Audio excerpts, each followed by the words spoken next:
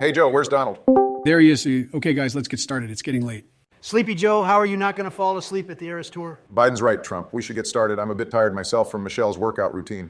Well, okay, fine. Debut goes in D tier. Next. Hold up, Donald. Her breakthrough debut album has some bangers, and you know it. Yeah, I have to agree with Biden on this one. While she hadn't yet developed her musical voice, this was a great start to her career. The mashup of Should Have Said No and Bad Blood is great. Bitch, that didn't come out until over a decade later. Talk about the album and the album alone. Should Have Said No is good on its own, you dipshit. Not to mention bangers like our song and Picture to Burn. Shit goes fucking hard live. God damn it, would you baboons stop talking about concerts? Shut up, Donald. These songs were made to be screamed by thousands of fans. They bring people together. Okay, look, I admit the songwriting in this album was strong for such a young woman, but it's simply far overshadowed by her later works. I agree, she did get better throughout her discography, but we have to give credit where credit is due. I say B tier minimum. Are you out of your goddamn mind? If you put this album any higher than D tier, I swear to God. Trump, you need to calm down. I don't see any progress being made here, so we'll have to meet in the middle at C tier. Fine, whatever. Just make sure 1989 is in S tier. Jesus Christ. Okay, next up is Fearless. This was her first album to win a Grammy, and it really put her on the map. Yeah, this is when things started to pick up. If you want to talk about songs that go hard live, just listen to a crowd singing You Belong With Me with Taylor. I love it. So now you're the one relying on concerts for your judgment of the album, huh? Okay, fine. Let's remove live performances from the equation. This is still the album that gave us Love Story, a true classic rooted in Shakespearean lore. Since when do you give a shit about other countries' cultures? As long as it's not China, it's cool. Stay on topic, guys. What ranking are we feeling for this one? Definitely A tier. I disagree. Why? It's good, but not as polished as her next album. This one has some major skips too, like The Best Day. How in God's name is that a skip? Yeah, Joe, The Best Day is pretty heartwarming. It's like the unofficial anthem for Mother's Day. Okay, whatever. Just slap it in C tier. If you put Fearless in C tier, I will call another attack on the Capitol. Trump, sit your ass down. It's going in B tier. Another W for the donkeys. Jackass. Next up is Speak Now. She wrote this whole album by herself, and the songwriting is as strong as ever. I say A tier. Agree, this album enchanted me. I couldn't disagree more. Oh boy. So much of the soundscape in this album is outdated, and I'm surprised you lefties aren't offended by the highly sexist Better Than Revenge. Yeah, that song may have been a misstep. Still slaps, though. I listen to it every night. What? Nothing. Put Speak Now in D tier. Fuck you, Donald. How can you downplay huge songs like Dear John or Enchanted? Those are okay anthems, but let's just say there's a reason Speak Now only got one song in the Eras Tour. That's only because it doesn't have as many huge hits as the other albums. Exactly. They weren't hits because they were ass. No, she wasn't trying to make a giant breakthrough album here. She was trying to demonstrate her capabilities as a songwriter, and that's exactly what she did. Right, that's how we got great songs like Mean. Mean is such a crybaby song. Oh, shut up, Donald. You were a crybaby when you lost the election. The election was stolen from me, just like how Taylor's catalog was robbed from her. You're a fucking moron. Guys, we still have to place this album somewhere. I say A. Do it, Barack. Don't do it, you troglodytes. Put it no higher than D. Trump, you're outnumbered. But just to be nice and accommodate, I'll bring it down to B tier. Still bullshit. Moving on. Now we have Red, an album that is a lot of people's favorite. So what do we think? This one is pretty good. All Too Well 10-minute version was quite impressive. Hold up, are we talking about Taylor's version or the original? Let's do Taylor's version to keep things simple. Does that change the placement of Fearless? No. Damn it. I feel like Red had everything, bops, anthems, and emotional ballads. That's true, not to mention the bonus tracks go pretty hard. Yeah, this album has variety, sure. But it may just have too much variety. Oh boy, here we go. While I agree there are many high points, it feels a little all over the place in terms of its sound. I feel like it just demonstrates her versatility, though. But for an album, it doesn't quite come together like her others. She was experimenting with a new sound, but it wasn't perfected until her next project, which may I mention is her best project to date. But this album does do a good job of laying the groundwork for her pop sound. You got to give her that. That is true, Sleepy Joe, and there are some pretty big bops on here. Guys, this sounds like B tier to me. But with the inclusion of All Too Well 10-minute version, I think it deserves to be bumped up a tier. That song was an amazing accomplishment in songwriting and music in general. She managed to take an already strong song and make it excellent. A tier sounds good to me. Donnie? I suppose I'll allow it. Now we reach 1989. Pretty strong pop album. Strong? This shit is magnificent. Trump, I'm curious, what's your favorite song on this album? Oh, definitely Blank Space. Barron and I love to blast it in the car. Yeah, Blank Space is pretty awesome. Her ability to take something hurtful like how the press depicted her and turn it into something both humorous and fun is very admirable. Sleepy Joe, that's the smartest thing you've ever said. Thanks, Donnie. I know we were just talking about the albums, but the music videos in this era were pretty excellent as well. Yeah, this and Reputation may be best in that department. Don't you ever compare this album to Reputation again. Why not? They're both great. Guys, stay on task. We've only talked about Blank Space as far as the songs on this album. What do we think about the other tracks? They are all masterpieces. Style, This Love, New Romantics, and How You Get the Girl, just to name a few. Bad Blood is kind of a stinker, though. Okay, yeah, the lyrics are pretty silly. But that's the point. It's tongue-in-cheek, but fun. Like Shake It Off. I love Shake It Off. As much as I hate to admit it, Trump is on point with this one. This album combined old and new sounds to make something that felt familiar but exciting. A staple of the 2010s. Yeah, and it proved she was the music industry. I'm putting it in S tier. Good job, Obama. Okay, next up is Reputation. This album is pretty divisive among fans. What are we thinking? If we are talking about the era as a whole, this belongs in S tier. Yeah, the culture around this album was pretty hype. Dark Taylor was damn cool. That's true. A powerful comeback and an amazing tour. One of the best times to be a swiftie after the dark period. That was 2016. That was also when Trump became president, so it really was the dark ages. Shut up, Sleepy Joe. Okay, but seriously, guys, we can all agree the era of rep was great, but what about the actual album? I think the album is a bit of a mixed bag. While the first half is quite excellent, it falls apart for me in the second half. I completely disagree. Joe, just because you fell asleep in the second half and had a dream about eating ice cream doesn't mean the album is perfect. Come on, man. The first half is great, yes, but the second half is arguably some of her best work, like Getaway Car and Call It What You Want. Okay, yeah, those are good, but it also has some mid-as-fuck songs like King of My Heart and New Year's Day. How the hell do you not like New Year's Day? It's just not very interesting sonically. The idea is cute, but in execution, it's an underwhelming close to an otherwise very good album. We know Taylor likes to end her albums on a sentimental note, but I agree. Not to mention, This Is Why We Can't Have Nice Things makes my ears want to bleed. Okay, so it sounds like this album has some high points, but is brought down by an overall forgettable second half. We feeling C tier for this one? Hold on, Obama. I didn't say that. While the second half isn't as good, for sure, this album's high points are really high. Not to mention Don't Blame Me is on this album. Yes, that's true. And while New Year's Day was a mid-closer ready for it, still stands as one of her best openers to date. Yeah, it's pretty powerful.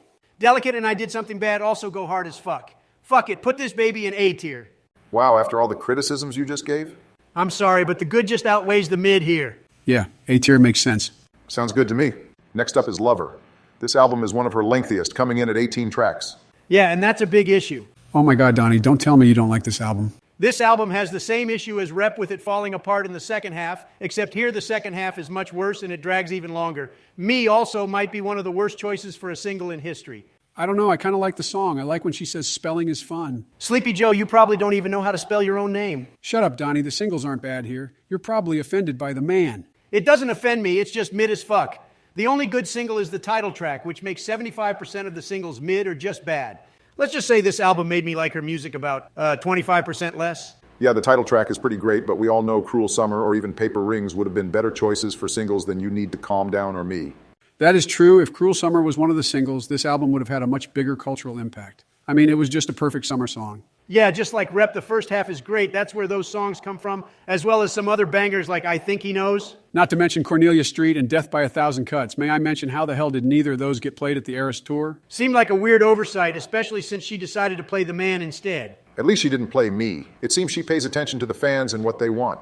What tier are we thinking, though? Put it in A tier. Sure, it has some skips, but some of the highs here are even higher than Rep. Don't put it anywhere near A tier. I swear to God, you can't have half of an hour-long album be mid and call it A tier. You can't have the album which holds Cruel Summer and not put it in A tier. You can't put an album in A tier based on a single song. Are you crazy? It has Paper Rings too, though. Who the hell just joined? Hey guys, I heard we were doing a Taylor Swift ranking. Keyword, we, not you. Obama, kick this guy. Yeah, I'm sorry, Ben, but you missed most of it. We're about to rank Lover now. Lover? Isn't that the album with the man? You know, that video was so woke. The point she's making makes no sense. She's trying to play a victim in a society where she is richer than 99% of the men in this country. There's nothing a man can do that she can't. As usual, you missed the point entirely, Ben. How is it fair that when artists like Drake and Ed Sheeran make entire careers writing songs about their exes, it's perfectly fine. But when Taylor does it, everyone goes apeshit? That's true. I think the song is more representative about the double standards that exist in our society as a whole. Look, I just don't like when music shoves woke messages down your throat. Whenever an artist tries to go woke, their art always takes a hit. Why did she go woke anyway? Trying to please woke fans? What the fuck does woke even mean? You keep throwing that word around. Do you know what it means? Guys, we're getting way off track. This is a Taylor Swift ranking, not a political debate. Okay, well, we have to take off major points for attempted wokeness. Let's put this album in D tier where it belongs. Yeah, Ben, I'm not so sure about that. D tier seems a bit unfair. Trump, I'm disappointed. You've gone woke too. You know what? Screw you guys. I'm gonna go listen to Kanye. Tell your sister I said hi, Ben. Will do. Later, libtards. Well, that was a big waste of time. Yeah, I think Lover sounds like A tier, though. What the fuck? Okay, now finally moving on. I'm going to be honest, guys. Folklore is one of my favorites. This album came out at the perfect time. It's a sentimental and cozy work of art, which was just what we needed during the pandemic. Emotional but comforting. That's a good way of putting it, Barack. I like to fall asleep to the Long Pond Sessions version too sometimes. They're like little lullabies. Well, that's not saying much, Sleepy Joe. I'm pretty sure you could fall asleep to an air raid siren. No, but seriously, her voice in this record is so soothing, so beautiful. Not to mention the storytelling is impeccable. The teenage love triangle between Cardigan, August, and Betty is just great. Mirror ball stands, rise up. We all know Taylor is known for her autobiographical style of songwriting, but by stepping out of that here, she's able to explore new territory and evolve as a writer. She also worked with a new producer on this album, which I think helped her expand her sound. I mean, I love Jack and Antonoff, but it's always exciting when an artist branches out. No sleepyhead, it's Jack Antonoff. Whatever, Ben Shapiro exhausted me. Okay, but guys, what are we thinking for this one? A tier? Nah, dog, put that baby in S tier. 1989 may slap harder than anything I've heard in my life, but Folklore just hits different. I think S tier is right. This may be her best album. I don't know about best album, but S tier seems fine. Okay, next up we have Folklore's sister album, Evermore. More like Ever Snore. Am I right, guys? Trump, you can't be serious. I'm kidding. It's not a bad album, just not as good as Folklore. How so? Well, for one, this album has some definite skips, like Happiness. Oh, hell no, I know you didn't just slander Happiness. And what about Gold Rush? No Body, No Crime, Cowboy Like Me? I feel like this is by no means a bad album. Whether it's better than Folklore or not simply comes down to personal preference. Well, nobody in their right mind actually thinks Evermore is better than Folklore. I object. Sleepy Joe, of course you're an Evermore stan. You're damn right, and I'm proud. The electronic sound in this album is great, and the wintry theme makes the sad songs feel all the more bleak. Take Champagne Problems, for example. That bridge goes hard as fuck. Might be the best F-bomb in her discography. Hell no, Betty has the best F-bomb and you know it. Well, either way, the song slaps. Tolerate It Too might be one of her most depressing songs, and Marjorie makes me cry every time. Songs like Nobody, No Crime prove the storytelling is just as good as Folklore. Meh, no song on Evermore reaches the emotional heights of This Is Me Trying. I'm just saying there's a reason this album is overshadowed by Folklore. Folklore got Album of the Year in a live session movie. What did Evermore get? Being more popular doesn't make it better. Both Hillary and I won the popular vote against you. Are you saying you're inferior? Shut up, Sleepy Joe. That shit was rigged. Stay on track, fellas. We're almost at the finish line. Put it in B tier where it belongs. Fuck no, put it in S tier next to its sister. They look cute together. Since we can't seem to agree, we'll just have to meet in the middle again. A tier seems fair based on all of its strengths. You're tripping, Obama. Now we have her latest contribution, Midnights. This is another one that seems pretty divisive.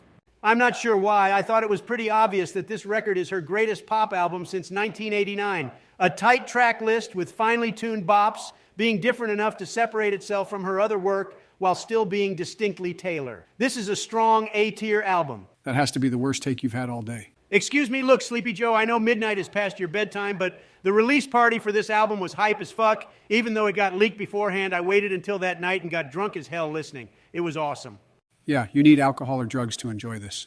This is a total 180 from her lyricism in the past two albums. I mean, Karma is a cat purring in my lap because it loves me.